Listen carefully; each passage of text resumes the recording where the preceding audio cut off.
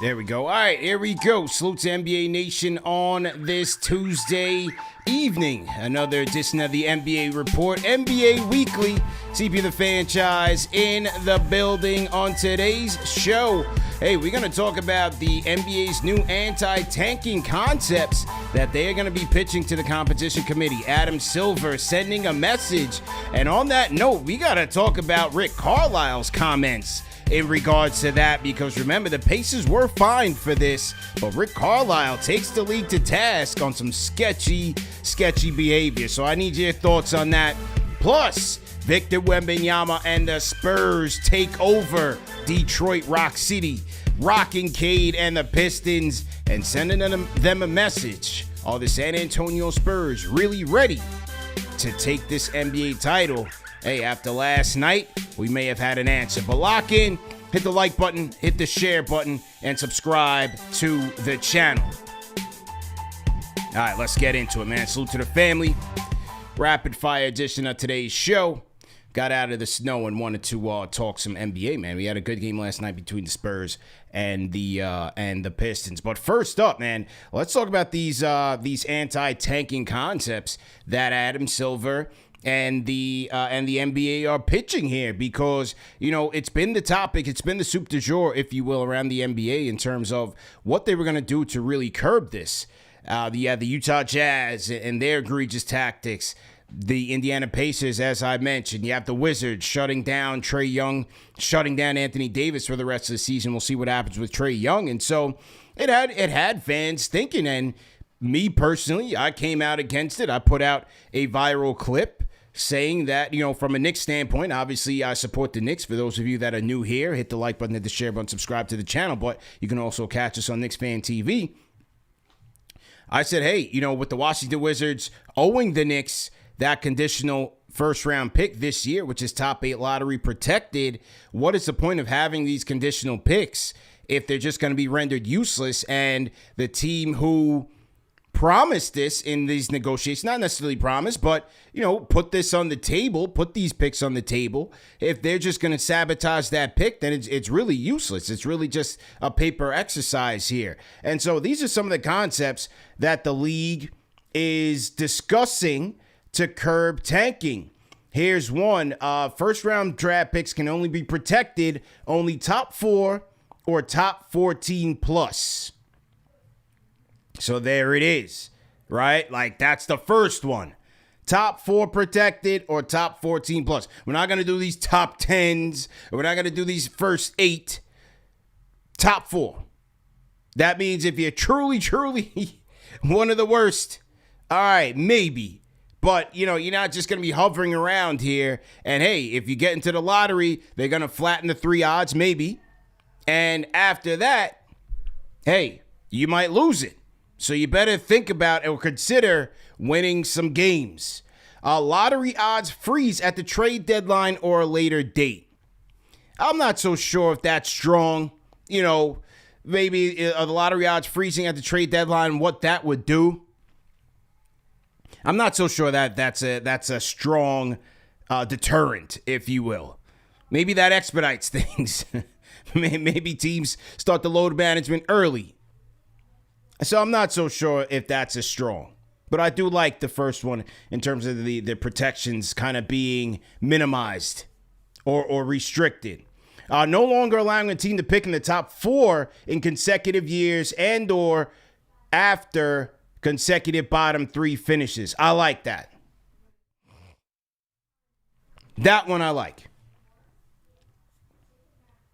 Not allowing a team to pick in the top 4 in consecutive years. I like that.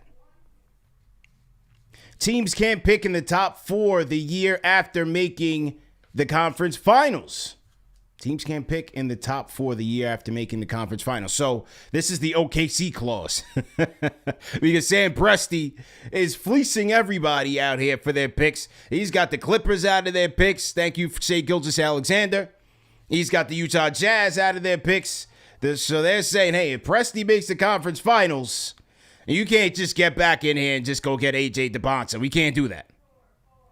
We can't have that happening. So you're incentivizing the winning teams, but for those shrewd GMs, that end up fleecing a team out of an unprotected pick. I kind of see it both ways. Lottery odds allocated based on 2-year records. That's interesting, right? That's a little interesting. So let's say you finish middle of the pack 1 year, you finish bottom of the pack the next year. It's based on your 2-way record. I think that's interesting concept. Lottery extended to include play-in teams. I like that. And they might do that to make the play-in a little bit more spicy. I think the play-in's been pretty successful since the league brought it in.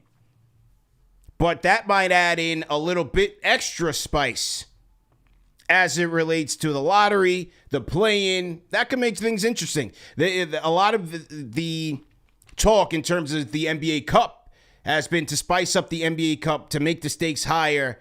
What do you give to the winner? Does the winner jump into the lottery? That would be interesting. They don't have that here, but that would be interesting. And then flatten the odds for all lottery teams. Maybe they do that. All 14 teams have an equal shot at it. I think that would be huge. I don't know which one of these they're going to put in there, but I think that could be it, man. You flatten all the odds. Everybody's got an equal shot at getting the number 1 pick. That would be very interesting, and it would certainly incentivize winning. Like, hey, what do we have to lose here? Says during the GM meeting, NBA league office and 30 teams executives shared a desire to have ongoing discussions. Silver was described as forceful with his message about wanting to solve the problem that has gained steam. Wow, sources, Coach K was in this meeting. Sources say Coach K delivered a message on Thursday that there should be a prompt, tasteful attack on the problem, that all involved should be prepared to respond to what the league enacts in the coming months and year. That's interesting. Coach K putting his hat in the ring there. Hooper salute. NYK, shout out to Zach out there on YouTube. Very interesting, man. Silver said tanking has been worse this year, we've seen in recent memory, and that he's considered every possible remedy. Then Matt Ishbia sounded off much worse than any prop bet scandal in a lengthy post. So Matt Ishbia had a lot to say. And then remember, so now they fined Utah $500,000, and then they fined the Pacers for $100,000. But here goes Rick Carlisle today, or yesterday rather. Very interesting stuff here. This is NBA spokesperson Rick Carlisle. Let me move this over. Hang on.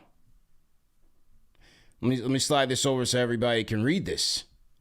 Rick Carlisle alleges that the league, in regards to Aaron Nesmith, he alleges that the league asked Aaron Nesmith or asked them to dope him up.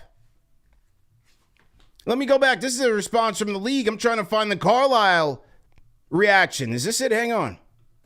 I put out a statement about it. I didn't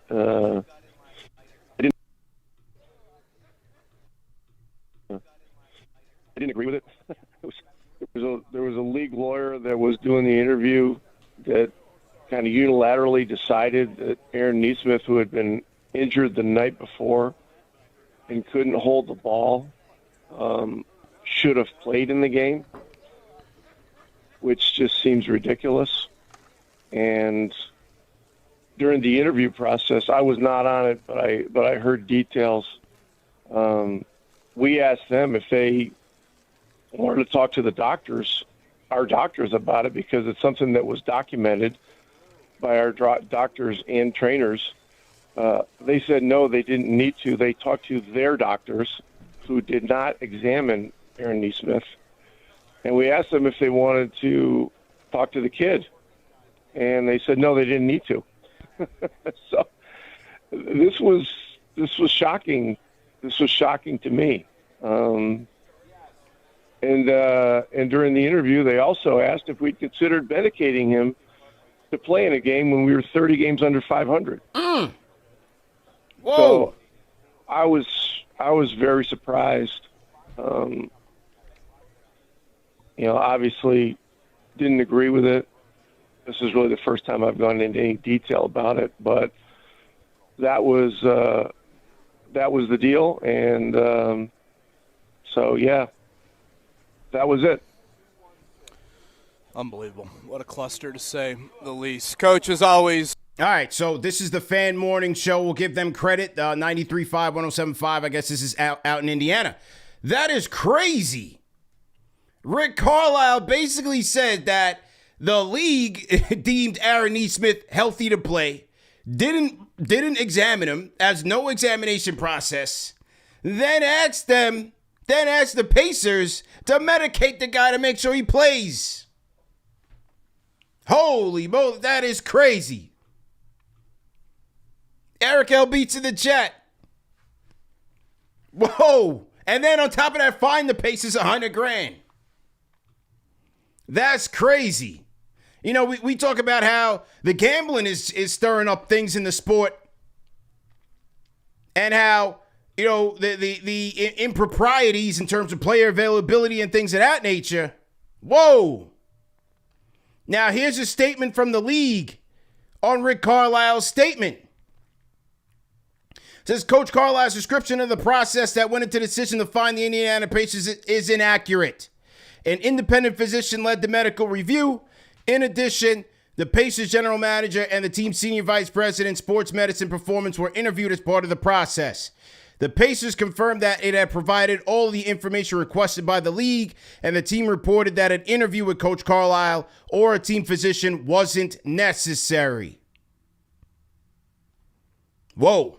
A lot of he said, she said. So he's saying how they're going to know if my guy's injured or not.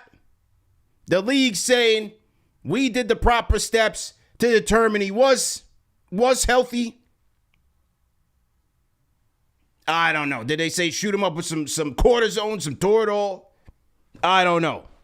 Who do you guys believe in the chat? Who do you believe? Do you believe the Pacers, or do you believe the league? New York God says now they call him a liar. It's getting messy out here. There are things that go on behind the scenes, ladies and gentlemen, for sports. That is wild.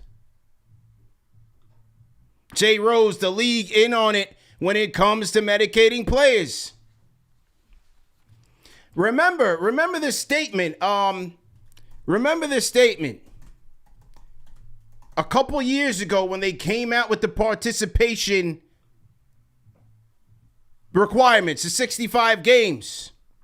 Remember, it was the NBA that said there is no link between load management and injury risk. This is 2024. It says NBA disseminated an analytics report to teams and select media members this week that said there's no correlation between players being load managed and having a reduced risk of injury. This is before the TV deal. So if we put the tinfoil kufi on, you connect the dots. This is very interesting. The report, the latest step, has been a long debate over the concept of load management, comes in the wake of Joe Dumars, NBA's executive vice president of basketball operations, saying in October that there's no correlation between the two. Commissioner Silver backed them up.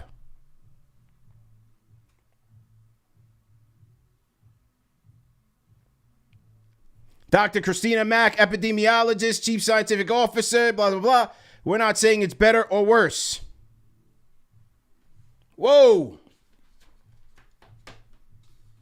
M. Kim says, wild, yes, but merely the tip of the iceberg, I'm sure. I don't think we heard the last of this. This is going to be very, very interesting, folks. Is the league cooking the paperwork to make sure they're satisfying their TV partners? And if you ain't complying with that, you're getting fined because we might be losing money. Whoa. That is some interesting stuff, man. I can't lie to you. I read that today. I said, we got to go live and talk about it. Salute to everybody in the chat. JT Rick, I see you. Salute. You got Knicks and Cavs coming up tonight, 7:30. battle for Eastern Conference supremacy. I'm going to be looking forward to that for sure. That's going to be a good game. We'll be live on Knicks Fan TV for that. Those of you that are tapping in on the NBA Report, remember that these shows are available in audio podcast format. So if you're tapping in with us live on video, we definitely appreciate it. But just remember that you can catch us on the audio side as well. We're going to be doing these shows weekly. We're still trying to pick up the cadence on a more consistent basis for sure. But trust and believe, we're going to get this thing up and running consistently. You know what I mean? Consistency is the motto. Now, I talked about the battle of Eastern Conference supremacy. How about the battle between the East best and one of the West best? The Detroit Pistons at home hosting Victor Wembanyama and the San Antonio Spurs. And the game goes to the San Antonio Spurs, man. Wemby and the boys putting on a show. And did they send the Pistons and the league a message? 114-103. Wemby with 21 points. Didn't shoot the ball all that well, but an intimidating 6 block shots. 17 boards. A steal. Stephon Castle, 16, 11 dimes. This kid's threading the needle. Devin Vassell, 28 points? Where was Detroit's defense last night? Justin Champagnie. Knicks fans know him well. He torched the Knicks for what? 13 threes, 11 threes. 5 of 8 from downtown. I'll take that. All 5 Spurs in double figures. Whoa. And on the Detroit side, poor Cade Cunningham, who torched the Knicks for 40-some-odd points, could only muster up 16 points on 5 of 26 shooting from the field, 2 of 9 from downtown, 10 dimes, 3 turnovers. Whoa. So everybody watched this game here where the Detroit Pistons lost at home, and they're speculating. Is this a sign for both teams? For the Detroit Pistons, very impressive year so far. They're number 1 in the East, one of the best teams in the league. I don't look at one regular season game as swaying things or being an indictment of one thing or the next.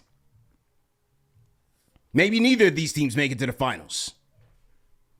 But for the Pistons, whose main engine is Cade Cunningham, I think there is room to be concerned that they don't have an established number 2. Jalen Duren is playing at an all-star level. He's playing at a high level. He's been fantastic when he's available for them. 25 and 14 for Duren. 10 of 13 from the field. He is, to me, the front runner for most improved player. But is he really the engine for them if Cade ain't got it going? Hey, those are legitimate questions. And now you're running up against a San Antonio team. They've got the athleticism. They've got the skill set at the guard position. And they took it to Detroit last night. What was almost as impressive as Wemby's performance was the fact that the Spurs shot 45% from downtown. The Pistons will give it up from downtown if you let them. So, Pistons have those questions to be answered. Look, we've seen it as Knicks fans. We've seen it. The Dennis Jenkins of the world. You let Duncan Robinson rip off a couple. You let Tobias rip off a couple. They win the possession battle. But if they don't, can they get enough offense, especially in the half court, if Cade doesn't have it going? And that's what the Spurs exposed last night. And that's what can be exposed in the playoffs. I don't care if they beat our Knicks 3 straight with the sweep and all the Detroit Pistons fans are thumping their chest. Oh, New York, we got them. Playoffs is a different beast. Now, for the Spurs, whoa. They put OKC on notice. 4 out of 5. Remember, they played 5 times because you factor in the NBA Cup. They played the OKC 5 times. They beat them 4. There was a lot talked about from J.B. Bickerstaff to Cade Cunningham about the domination of Wemby. It's not just the 6 blocked shots. He completely changes your offense and makes you think twice. Completely alters shots. Probably the greatest to ever do that since maybe Abdul-Jabbar, Chamberlain. In terms of that paint intimidation, you want to say Wilt? So the Spurs are here. Forget coming. 41-16, they're here. Stephon Castle, boy, that kid, he's quickly becoming one of my favorite players, man. The way he gets downhill, his motor, his bag, his assists. The guy playmakes, and he's a stud athlete. Spurs are cooking, man. Devin Vassell, whoa, what a game. 28 points, 7 of 11 from downtown. And then you got Champagnie. So, one of the questions with the Spurs was, can they find consistent three-point shooting? But if you get, Champagnie can shoot it, but if you get Vassell on top of that, they got one from Castle, which was fine. Victor can get a couple here and there. Hey, that might just be enough. Because they have the wings for the defense. They have speed. They have athleticism. Now, I was never a big De'Aaron Fox guy. I like Fox. He made an all-star team. Congratulations to him. Is he really a big-time player anymore? I don't know. Is Wemby durable enough to handle the playoffs? Detroit got very physical with him last night. Defensive side was really where he really killed them. So they're another team. Do they have enough shot creation there? But I just love their athleticism, man. They are relentless downhill attack. Castle, Harper, Fox. I like my man Luke Cornett backing Wemby up off the bench. They're tough, man. Castle and Vassell, lockdown defenders. Absolutely, man. I like how the Spurs are coming. And hey, listen, y'all want to crown OKC again? I'm not crowning it. I'm going with the field. They almost lost to Denver last year. I wouldn't put it past Denver this year.